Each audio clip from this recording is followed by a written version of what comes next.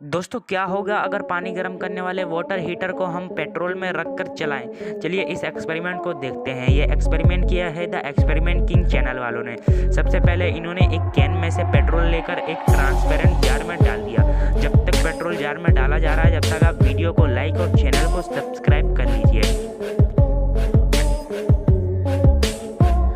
दोस्तों इन्होंने पूरा पेट्रोल अब जार में डाल दिया है। अब चलिए इसमें हीटर को पेट्रोल में डालने के बाद कुछ देर इंतजार किया गया और धीरे धीरे सारा करके पेट्रोल बॉयल होते रहा और